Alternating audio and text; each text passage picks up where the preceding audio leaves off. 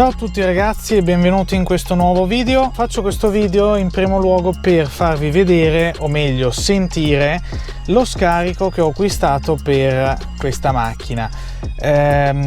Piccola parentesi, nel frattempo ho rimosso il centrale che avevo messo in precedenza, il centrale diretto appunto della Ragazzon che vi avevo fatto sentire negli scorsi video, per un semplice motivo, perché andando a mettere insieme il centrale con il finale libero la macchina faceva davvero troppo casino, quindi andare in giro così mi sembrava davvero troppo esagerato.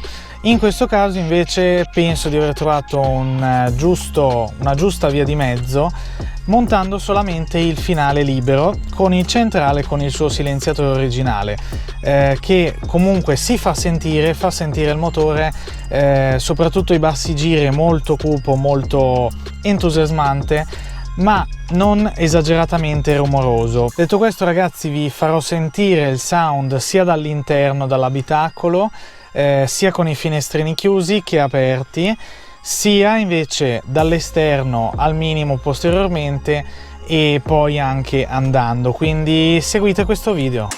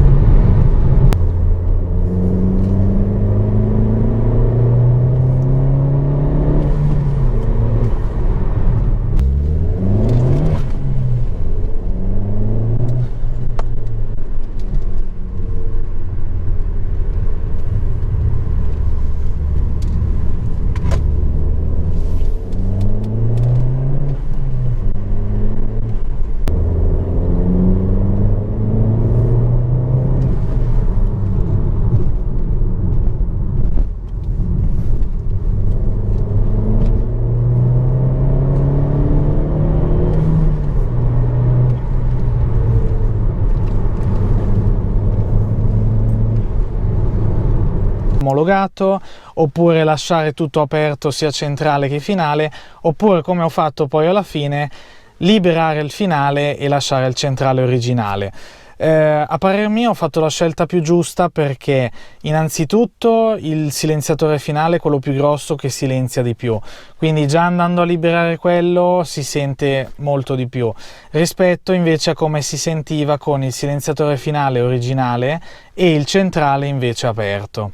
Detto questo ragazzi, ci vediamo al prossimo video e non perdetevi le prossime modifiche. Ciao!